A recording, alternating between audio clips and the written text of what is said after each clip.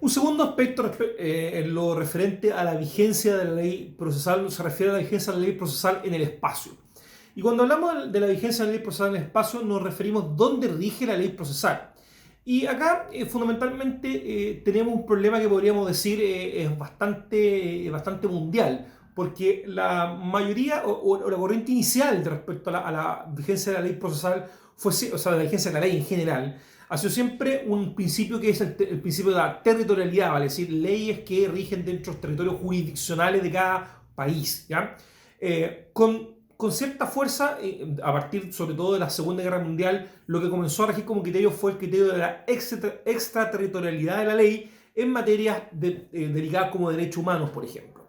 Vale decir que hubiera un comportamiento uniforme de los países o una jurisdicción universal, si se quiere, respecto a determinadas situaciones. Bueno, este principio, esto aplicado al derecho procesal en estricto rigor, no tiene mucha cabida, porque efectivamente en derecho procesal nos encontramos con una situación de facto como es el hecho de que los tribunales son locales, son sedentarios, vale decir, sedentario me refiero no es que hagan poco ejercicio, sino que me refiero a sedentario en el sentido que ellos están asentados en un lugar, no tienen desplazamiento ni tienen, salvo contadas excepciones, y esto genera que la aplicación procedimental sea siempre una aplicación de índole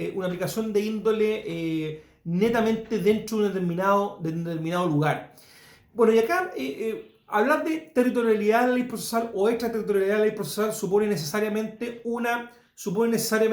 la situación en que los procedimientos o tribunales, los tribunales, perdón, o procedimientos de un determinado país sean aplicables o tengan vigor o tengan jurisdicción sobre hechos ocurridos en otro país, ¿ya? O situaciones jurídicas ocurridas en otro país.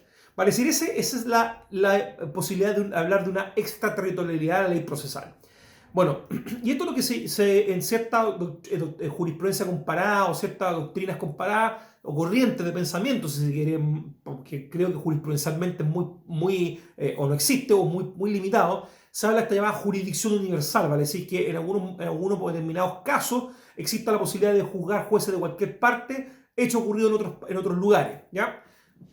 El caso que nosotros más conocemos, por supuesto, la supuesta necesidad de condenar o de juzgar al ex general Augusto Pinochet como autor de delito de lesa humanidad por parte de un juez ubicado en España, el ex juez Baltasar Garzón, que en su oportunidad trató de juzgarlo señalando que existía una jurisdicción universal y que cualquier juez en cualquier parte del mundo era capaz de juzgar crímenes de lesa humanidad, ¿ya? Un poco, un poco viniendo a reemplazar lo que el Tribunal de la Corte Penal Internacional quizás tiene como competencia cuando se trata de crímenes de lesa humanidad. Bueno, obviamente eso que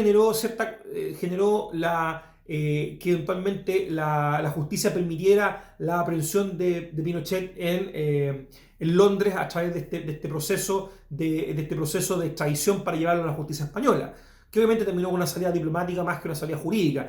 Pero lo cierto es que eso nos plantea si efectivamente hay jurisdicción universal como concepto o aquí estamos hablando de una jurisdicción territorial estrictamente como tal. Bueno, esto también pasa, por ejemplo, o sea, en otros tribunales, en otras doctrinas comparadas o sistemas comparados, es muy común encontrarlo cuando los tribunales se arrogan la posibilidad de juzgar hechos ocurridos en otros países, pero que generan efectos en el país que está juzgando. Esa situación creo yo que es una situación distinta, porque ahí sigue siendo un principio de territorialidad de la ley, vale decir, no hay una excepción, sino que solamente el hecho cometido en otro país, si genera efecto en el país que está juzgando, no va a tener problema en juzgarlo. Cito, por ejemplo, para estos efectos, piensen ustedes el caso de Sergio Jadue de la NFP. Sergio Jadue se encuentra actualmente enfrentado a la justicia norteamericana, está privado de libertad en dicho país, sometido a dicha jurisdicción por hechos cometidos por la Conmebol en Sudamérica. Entonces uno podrá pensar, bueno, competente podría ser los juzgados de Paraguay, supuestamente ahí se adoptaron los acuerdos como acuerdos que eran legales en apariencia, pero que eran acuerdos, podríamos decir, para encubrir una operación criminal, como era el lavado de dineros provenientes de coima, por los derechos de televisación del fútbol.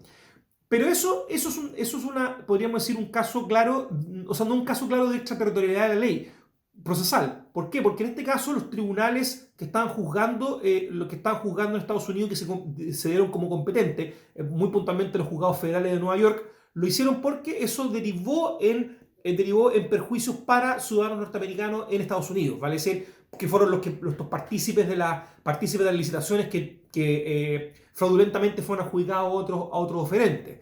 Por tanto, ahí no hay un caso particularmente tal. Lo mismo que en nuestro sistema regula el artículo sexto del Código Orgánico de Tribunales en su número si me apuran, en el número 11, que se refiere en el número 11 del Código Orgánico de Tribunales, que se refiere a casos de colusión que afecten la ley de competencia, que eventualmente se han cometido en el extranjero, pero afectan al mercado chileno. En ese sentido, la afectación del mercado chileno es, en definitiva, el hecho que va a generar la posibilidad de juzgar por la ley chilena, sin perjuicio que, por decirlo en términos penales, el principio de ejecución o la celebración de los contratos sea fuera de Chile. Bueno, pero esos son casos, podríamos decir, que no tan claros respecto a extraterritorialidad. Por tanto, la regla generalísima, como va a ser claro en este tema, la regla generalísima es la territorialidad de la ley. Vale decir, que lo que ocurre en nuestro país es juzgado por tribunales chilenos bajo nuestros procedimientos. No existe en nuestro sistema juzgamiento de tribunal extranjero en nuestro país, vale decir que competencia de juzgados extranjeros sea vigente en Chile. Porque la única forma en que un tribunal extranjero tenga competencia sobre un chileno o tenga competencia sobre nacionales es a través de un procedimiento que la propia Corte Suprema tramita llamado el exequatur, vale decir, el exequatur, que es la ejecución de una sentencia extranjera en Chile, o a través de los procedimientos de extradición, si se quiere, que son también formas de poner a disposición de tribunales extranjeros a nacionales. Pensemos, por ejemplo, actualmente el caso de Carlos Cardone, que es un caso muy paradigmático respecto a la intención de la justicia norteamericana de que un chileno que vive en Chile se ha trasladado a Estados Unidos a enfrentar un juicio. Bueno, por algo no pueden hacerle un juicio con las leyes norteamericanas en Chile, porque efectivamente existe este principio de territorialidad que es cerrado para nuestros nacionales. Y como digo, no hay excepciones, el derecho extranjero no surte efecto en Chile si no es porque el derecho chileno lo permite, ¿ya? Que eso hay que tener bastante claridad respecto a ese principio.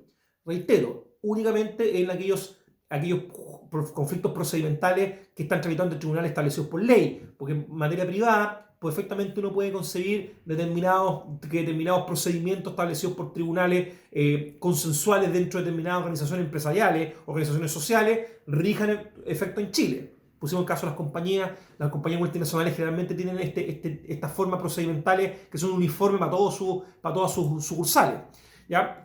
Pero son cuestiones más que todo de índole contractual, si se quiere, no procedimental estrictamente. Pero sí donde el tema es un poquito más difícil o más rebuscado es lo que dispone en la extraterritorialidad de la ley chilena, vale decir, que la ley chilena rija en el extranjero. Bueno, acá el artículo que se refiere al tema es el artículo sexto del Código Orgánico de Tribunales. Como ustedes saben, bueno, debería empezar a tener el código orgánico para todos los que estén viendo estos videos, porque sin duda sin el código orgánico es difícil entender algunas instituciones que ya se vienen. Pero acá, como les digo, es solamente excepciones de índole podríamos decir, de índole penal, ¿vale? Es decir, porque se trata de delitos o crímenes sin delitos cometidos en el extranjero, ¿ya? Porque el resto de situaciones procedimentales que se refiere a otro tipo de materias, por ejemplo, laboral, familia, civiles, la territorialidad de la ley es la regla generalísima, ¿ya?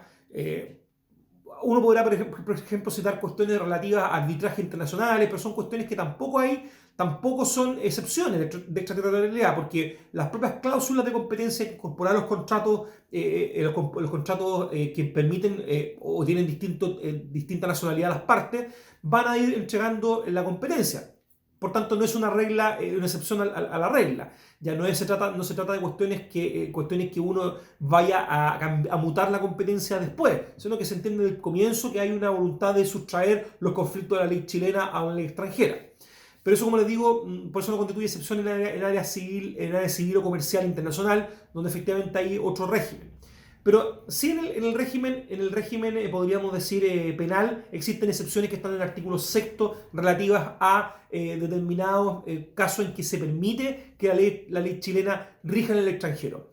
Casos que algunos son efectivamente propiamente tal extraterritorial de la ley y otros no. Sin duda para mí al menos, el más claro de todo ello es el número 6, ya que los números 1, el número 4 son excepciones en apariencia, ya que hablan de delitos cometidos en embajadas o buques con bandera chilena.